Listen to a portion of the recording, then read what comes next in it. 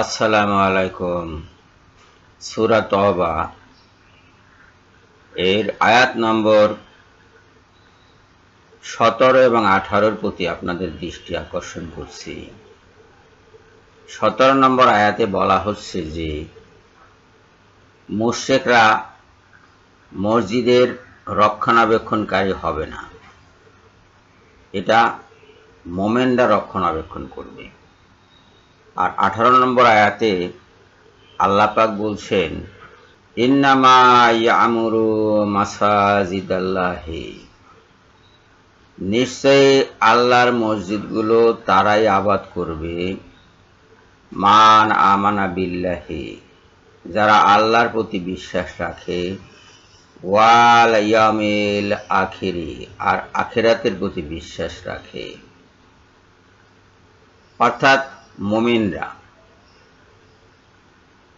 ওয়া আকামাস সালাতা, আর যারা সালাত কায়েম করে, নামাজ কায়েম করে, ওয়া আতাজ যাকাতা, আর যারা যাকাত প্রদান করে তারা।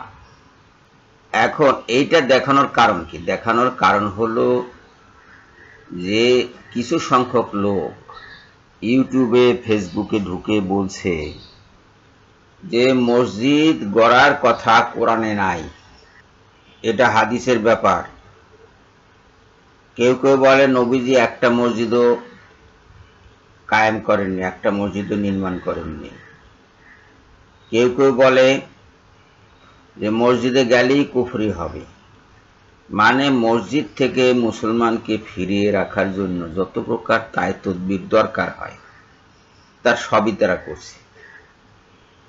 তারা কেউ বলছে যে মসজিদ কোরআনে নাই, অথচ দেখুন এখানে মসজিদের কথা কোরআনে ঠিকই আছে। মসজিদ রক্ষণাবেক্ষণের কথা বলা হচ্ছে, তাহলে মসজিদ নির্মাণ না হলে রক্ষণাবেক্ষণ করবে কিভাবে? নির্মাণের ব্যবস্থা কোরআনে রাখা হয়েছে। এবং তারা আবাদ করবে মসজিদ যারা আল্লাহর প্রতি বিশ্বাস করে, কিয়ামতের প্রতি বিশ্বাস করে, নামাজ কায়েম করে এবং যাকাত প্রদান করে, আর আল্লাহ ছাড়া কাউকে ভয় করে না। বস্তুত এ সকল লোক সম্বন্ধে আশা যে তারা হেদায়েত প্রাপ্তদের অন্তর্ভুক্ত হবে, অর্থাৎ কিয়ামতের দিন, হাসরের দিন তারা হেদায়েত প্রাপ্তদের অন্তর্ভুক্ত হবে। আর যারা মসজিদের বিরোধিতা করে তারা জাহান্নামে স্থায়ীভাবে অবস্থান করবে। যারা শিরক করে, আল্লাহর বিপরীতে যারা শিরক করে তারা জাহান্নামে স্থায়ীভাবে অবস্থান করবে।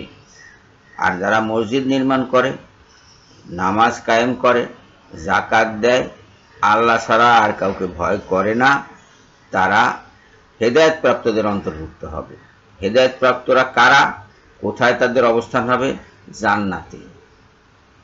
এই হলো মুমিন এবং কাফিরের মধ্যে পার্থক্য।